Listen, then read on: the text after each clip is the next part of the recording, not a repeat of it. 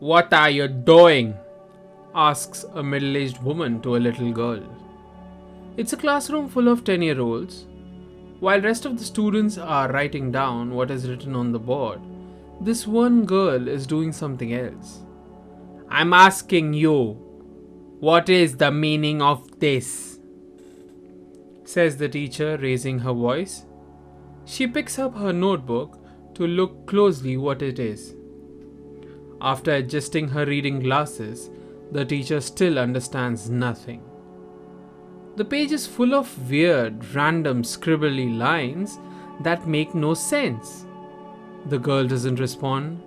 She's actually scared. Getting no response from the little girl aggravates the teacher even more. She tears the page off her notebook, rips into few more pieces, and then crushing it, throws in the trash can. "Since you are clearly not interested in what I am teaching, better go outside the class," she instructs, pointing at the door. The little girl does not resist. She simply obeys. There are tears coming out of her eyes, but she keeps it in until she reaches the corridor outside. There, she mopes silently the entire time while standing outside the classroom. 10-15 minutes later, the school principal notices this girl in tears. He walks to her, asks what is the problem. When he gets no response, he calms her down and waits for her to stop crying. Then, placing a comforting hand on her head, he takes her inside the class. When asked, the teacher is quick to complain. She wasn't paying attention to what was being taught. Instead, she was making some stupid drawings in her notebook, says the teacher, picking the crushed paper out of the trash and showing it to the principal. The principal is also confused to see the scribbles. Still, he does not want to dismiss the issue, thinking that the girl is simply lazy. Instead, he gets on his knees and, in a soft tone, asks her, "Can you tell me the meaning of this drawing?" The girl nods.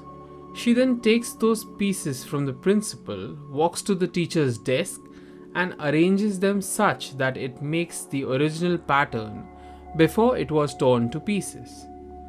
Then, looking at this paper as if reading it, the girl starts talking. She performs it like a monologue. She talks continuously for 10 long minutes. The principal is in awe of this little girl's performance. The accuracy with which she mimics the teacher's actions while saying those lines impress him. Meanwhile, the teacher and the rest of the class are shocked to hear what she just said. The teacher's legs start shaking as she struggles to balance her overweight body. So she takes support of the desk while looking at those scribbles again. How did you do that, Helra?" The teacher stutters. She does not understand how this little girl repeated the entire thing that she taught for the first time in today's class. Further, it seemed that she did not do it out of her memory, but by reading those random scribbles. "How?" The teacher repeats the question as she sits in a chair holding her head. Helra Kiev is a special child. She was slow to learn to talk. She was slow to learn to walk. She was slow to learn the language of the normal people. She was slow in learning many things, but one thing she excelled at was scribbling. Hence, somehow she started recording all the things she observed through her senses in form of fixed patterns of scribbles. Not only that, she taught herself to decode those scribbles and reenact what she observed and noted down. In this case, it was everything the teacher taught in the class and the way she taught it. Sounds exaggerated, right? Something that is totally not possible. Something from the stories of science fiction. Maybe, but that is not the point of the story. Seeing Helra be silent, the teacher asks her again, this time with slightly more aggression. She grabs the little girl by her shoulders and says, "Tell me, Helra, tell me now." Everyone's waiting for Helra to give an answer. Most of them expect her to reveal how she cheated, perhaps by stealing teachers' notes in advance or asking students of other division to tell her what is going to be taught. Instead, Helra does this. I remember because I was paying attention. Just because you don't understand the importance of what I do and how I do it does not make me dumb. It's your ignorance that builds in form of frustration, which you eventually release on kids by punishing them. It comforts you because we are too scared to fight back. But not anymore.